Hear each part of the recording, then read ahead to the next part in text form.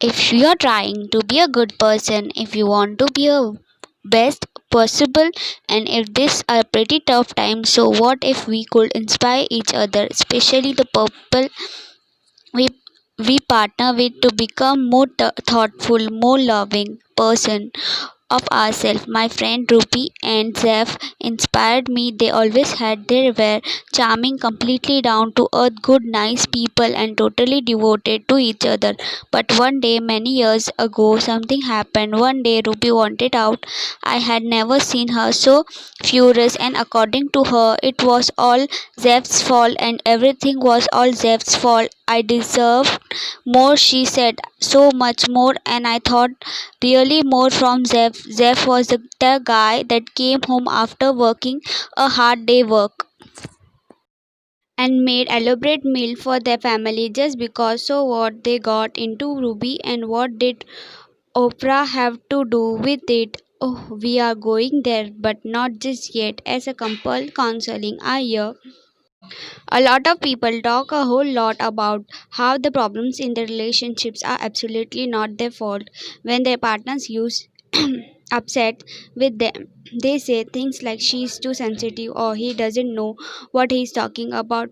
When I hear things like this, I said, and I listen, I empathize with their pain and frustration, but I know that playing the blame game never gets anyone what they really want in need. When our relationships in trouble, we're hurt and we're angry, we feel wounded and misunderstood, and we can't always see our own role and all that unhappiness. We give ourselves a free pass, then we magnify our partner every master we store. You're all that hurts and pain in what I call a black bag or resentment. That resentment is a relationships killer. The bigger the bag, the more we feel like a victim, and the area we get over time. We might still be a couple, but we are not a longer a team. Become opponent in a war that has no winner. To stop being a victim, we have to let go of that heavy black bags, release our pain, and send it out into the universe. Take responsibility for our mistake and apologize for the unhappiness that we have caused. That not easy. Letting go involves changing the story that we tell ourselves and admitting to being part of the problems and the solution. So how do we do that thing? So many relationships problem actually have very little to do with the relationship itself. Research tells us that the less stress we have, the happier our relationships. The problem is we mix that up all the time. Instead of seeing that our own unhappiness puts stress in our relationships, we blame our relationship for our unhappiness. We get mad, then we try to get even, then we wonder why things go badly. These three steps can help. Step number one, but anger. Number two, raising the bar. And step number three, I will love it if statement. To remember, step number one, anything but anger or abba. For short, think about the 70s band ABBA. You know they do Dancing Queen because they have the same initials ABBA. Well, sort of, plus at least for me, it's a hard to imagine being angry listening to ABBA. I mean, it's ABBA angers also like the bodyguard of emotion. When we are angry, we protect ourselves feeling hurt. That's because hurt is such a harder thing to feel that then anger hurts makes us feel vulnerable.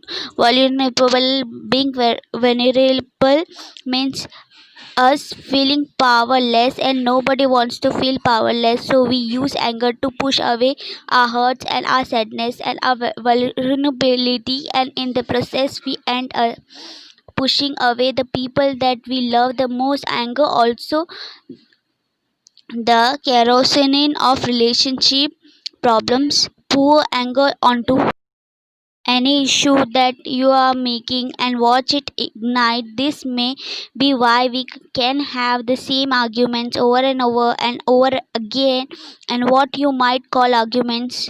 DJ you that anger build and feeds on itself until there is permanent damage or it explodes. So when you find yourself feeling angry, sit down, take a deep breath, and ask yourself what I am really feeling underneath all this anger expression just about to make other than frustration or anger can bring you closer the next time you partner disappoint and they will instead of going on the track imagine saying I feel sad or feel hurt or I feel disappointed anything just about anything other than anger can help you open up, let your partner in, and start a conversation instead of an argument. The second step is raising the bar, which is when you challenge yourself to be better, whether your partner is behaving well or they re behaving badly, whether they re meeting your needs or they are not meeting your needs, you have the high road support your partner stressed out in they are in their moods in a mood or they are being irritational hard to imagine. I know you can go down that rabbit hole with them or you can make a different choice when your partner's spinning out of control and that's most of us time you don't have to catch the crazy ball as the saying goes. The hallmark of a good relationship is when only a person goes crazy at a time. Instead of the crazy, raise the bar and challenge yourself to be helpful, patient, caring, and kind. These are all factors that research indicates make relationship happier. Instead of yelling on, "My God, what is wrong with you?" Stop, take a breathe. Imagine saying, "I am sorry, you are upset." What's bothering you is important to me. How can I help? There is nothing to fight about it.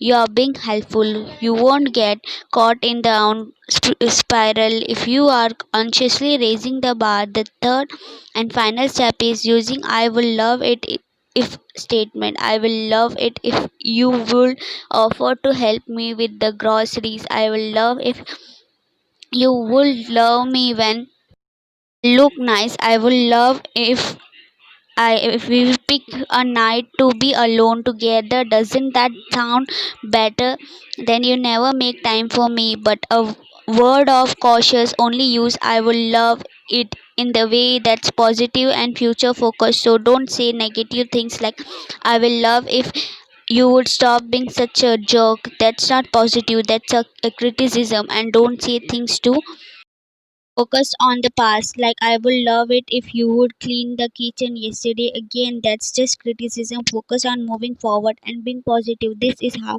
you set your partner and yourself and your relationships up for success. This is how you get your needs meet. Think of it like this is your relationship is like a garden.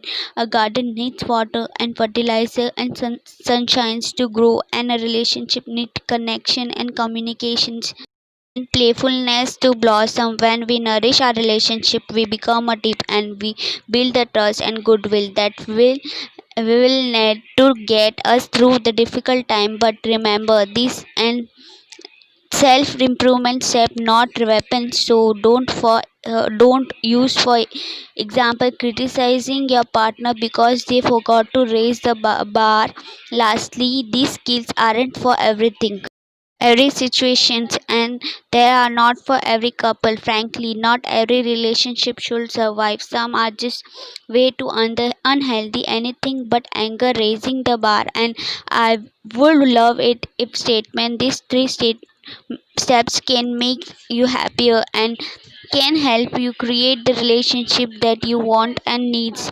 When when you take responsibility and we value one another, a new attitude can actually inspire our new partner to want to do the same thing, which brings me back to my friend Ruby and Zeph. I finally found out what would happen to Ruby. So much of her anger wasn't even about Zeph, she just wasn't herself. She became stressed and fearful about other personal family and completely non related issue. And then one day she was watching Oprah, that bad guy. There, Oprah was featuring an episode that had an entire panel of perfect, impossible romantic men, and Jeff, he was a regular, normal guy.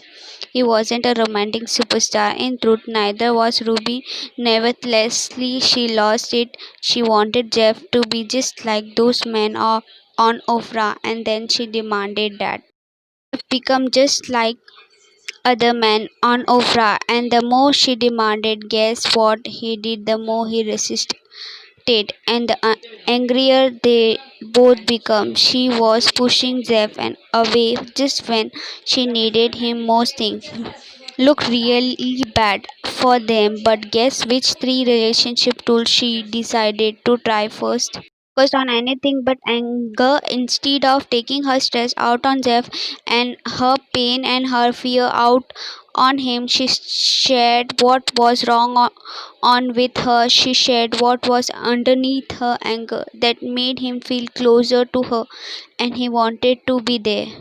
Second, she raised the bar by showing him how much she loved and needed him, which inspired him to want to become more romantic. And because she did much such a great job with step 1 and step 2, she almost really didn't even need to use any I would love if it statement because her love drew him to her. We all know relationship that should. We all have friends who have divorced, but Ruby and Jeff, that cries long past, they are going on 30 happy years together and inspiring the rest of us to do the same. I hope you will follow their lead and inspire your partner and yourself to have a stronger, more loving relationship. And I hope you will share with other your secret to a happier relationship with tip like this.